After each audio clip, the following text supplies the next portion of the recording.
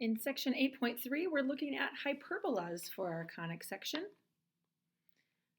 Looking at the cone that we are splitting up, the hyperbola we see on the right-hand side looks kind of like a parabola shape curving up, but the curve is a little bit different. And if we have a cone on top of another cone, we're going to notice that the hyperbola, when we put this vertical plane going through the cones, that we actually end up with these two different, I'm going to call them branches, two different branches of the hyperbola. So we'll look at that as we go through the shape. Let's first look at the formal analytic definition of the hyperbola. The hyperbola is the set of all points in the plane whose distances from two fixed points in the plane have a constant difference. And what you're going to notice is this word difference. This looks pretty much like your definition of the ellipse, except for in the ellipse what happened is that we had the set of all points in a plane whose distances from two fixed points have a constant sum. So in an ellipse, the sum was constant. Now in a hyperbola, in order to create this shape, we're going to have a constant difference.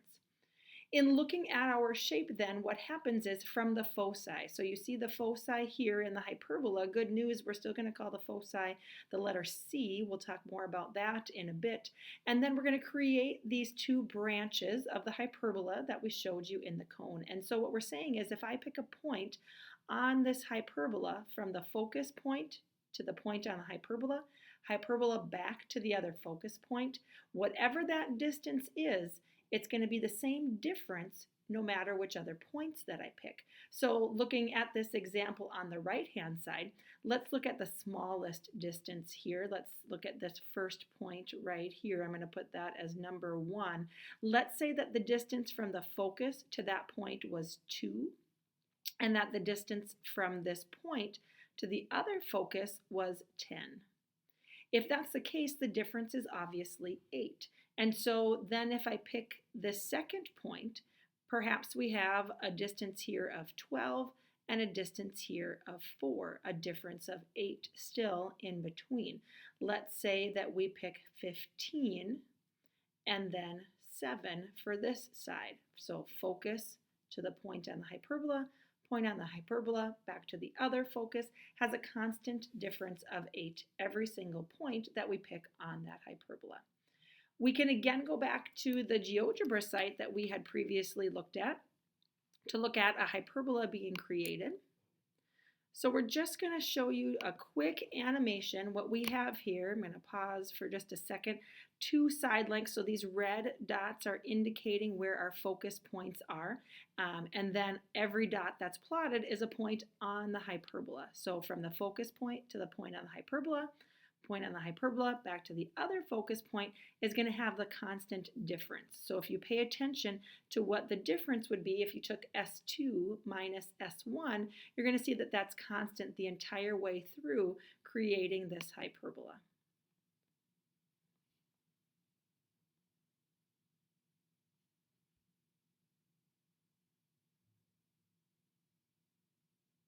So there's one branch on that side, and now it's going to come and draw the other branch on the other side.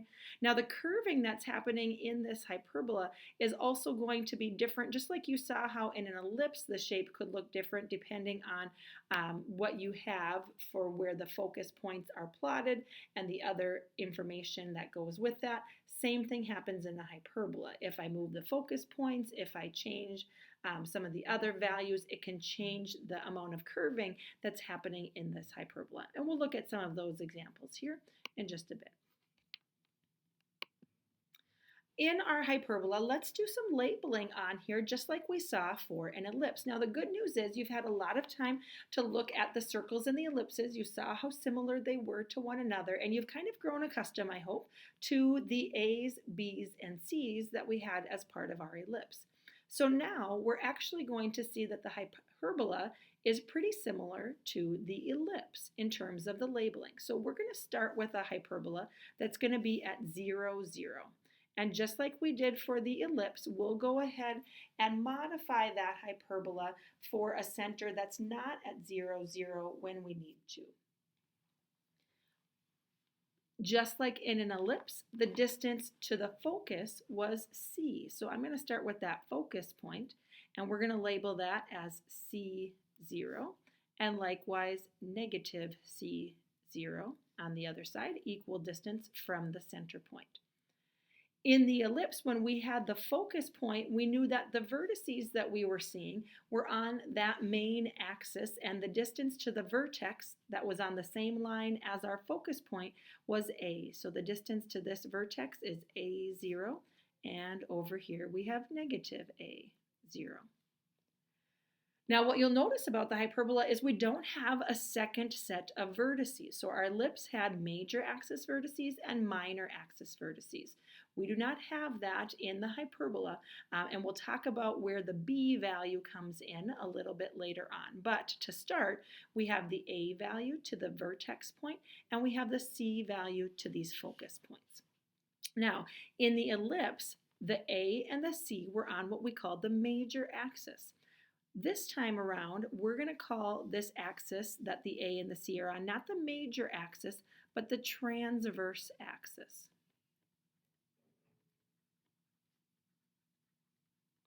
Okay. Now, this transverse axis really has a length of 2A, which tells you that the transverse axis starts at this negative A0 and ends at positive A0. You also could have a focal axis that's going to be from this focus point to the other focus point. Now, in an ellipse, we had a minor axis. What we're going to look at in this hyperbola is I can draw an imaginary dotted line down, and this dotted line down is going to be known as our conjugate axis. So our conjugate axis is going to serve the purpose of our minor axis in that sense. Now, what we know about this is A is the distance to the vertex, C is the distance to the focus. Your conjugate axis is going to tell you about the value of B.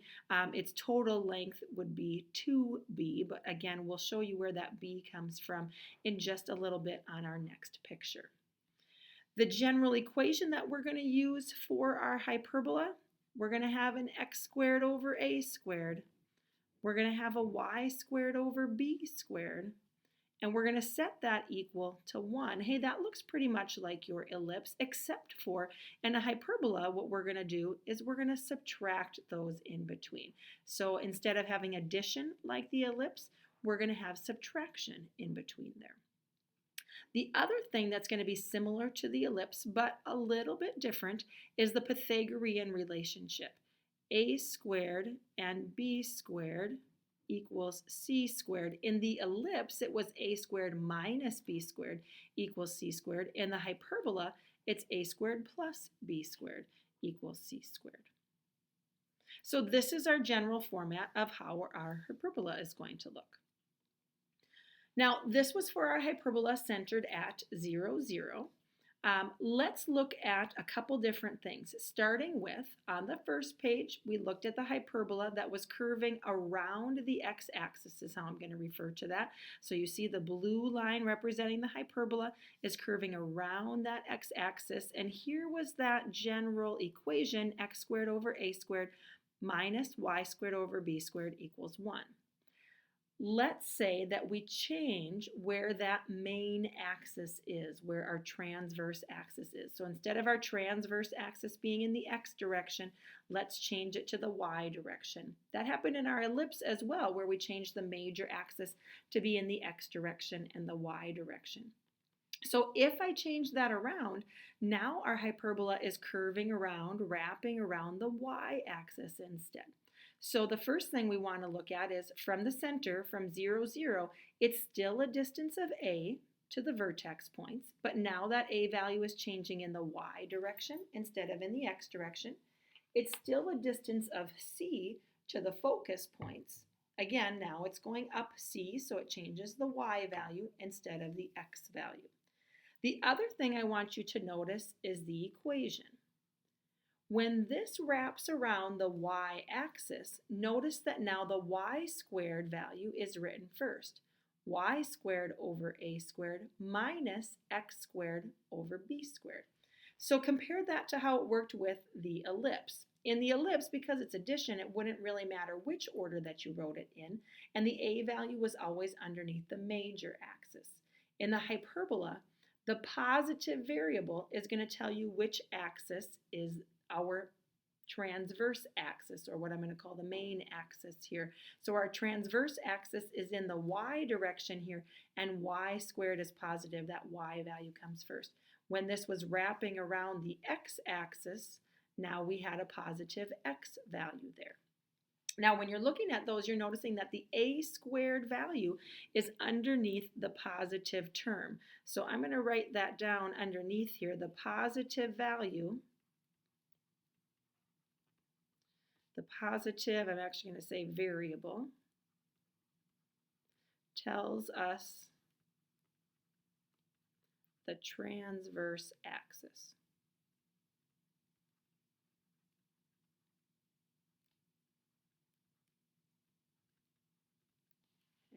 So whichever one is positive is going to tell you which one that it's curving around. Because there's subtraction between the terms, we have to be careful which order we put those in. The other thing that's important for us to know, different than the ellipse, is A does not have to be larger than B.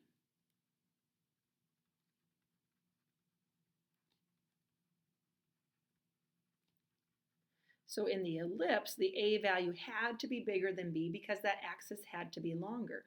Now we don't even have that b value on our hyperbola, so a doesn't have to be larger than b. They could even be the same, and that would be fine. But a is always going to be underneath that positive term when you look at it. All right, the next thing that I want to point out in this diagram about our hyperbola is these red dotted lines. Those red dotted lines are indicating asymptotes to us. And the asymptotes are going to help show you where the b value is, because you've probably been noticing that this says y equals b over a, and you might be thinking, well, I don't even know where b is. So let's talk about what that's going to tell us. So each hyperbola has two asymptotes. In those asymptotes, their slopes are one positive and one negative, but otherwise the same value for each of those. And so let's look at where the value of b comes from. So what I'm going to do is I'm going to draw, there's really no good name for it. I always call it the magic rectangle. So I'm going to draw what I call my magic rectangle in between. And I'm going to start at this vertex point on the hyperbola, and I'm going to draw a vertical line down to this red dotted line, and I'm going to draw a vertical line as straight as I can up to the red dotted line. So I'm going to draw a vertical line that goes from the asymptote to the other asymptote, crossing through the vertex point. I'm going to do the same thing on the other side. I'm going to draw a vertical line from one asymptote to the other asymptote, crossing through the vertex point. And then once I draw those, they should meet up in the same location that I can now draw a horizontal line across to then create a rectangle. So this is what I call my magic rectangle. And in my magic rectangle, the point where it's intersecting the conjugate axis, remember that? This was our conjugate axis, was like your minor axis. And the transverse axis was like your major axis. And so where they intersect on the conjugate axis tells me that b value. So you've gone up a distance of b and down a distance of b to get to that intersection point. Now that b value isn't a point on the hyperbola, so if you ever just looked at a graph of the hyperbola, you would never know where that is. This conjugate axis is really an imaginary line here. But what we can do is, now that we know what the a and the b represent and that we have these asymptotes in here, we can use that to help us remember what the slope of the asymptote is going to be, because that'll be a pretty common question throughout your homework. So if they ask me for the slope of this asymptote line, this red dotted line, well, think about what we know about the slope in general. I know that slope is rise over run. So what I'm going to do when I think about this magic rectangle and the red dotted line is I'm going to think, well, what's the rise and the run of that point. So let's say that I'm starting purple dot here at 0, 0, and I'm ending with the purple dot here at whatever that coordinate is. Well, what is the rise to get from this first purple dot to the second purple dot? It looks like I've gone up. Oh, look at that. I've gone up a distance of b. So my rise is b.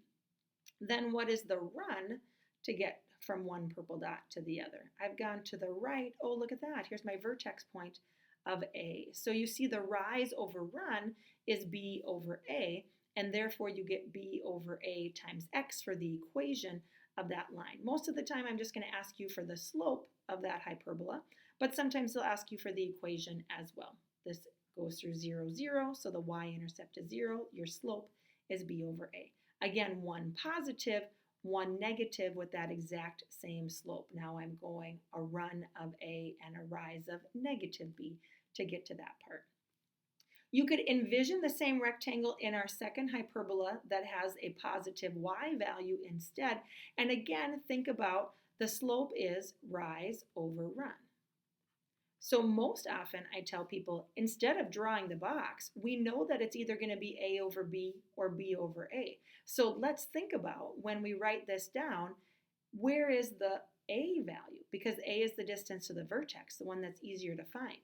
A is the rise. From 0, 0, I rise to get to A. So that means it's going to be A over B. And again, my slopes, one positive, one negative. So when they ask me for the slope of the asymptotes, I'm going to write plus or minus A over B. When I look at the first picture, I can see that the A is the run value. That's the distance I had to go over to get to that A value instead. So that gives us the basics of our hyperbola for the A, B, and C value, and also that Pythagorean relation. So you'll go on to the next video to go through some examples, getting you ready for this section.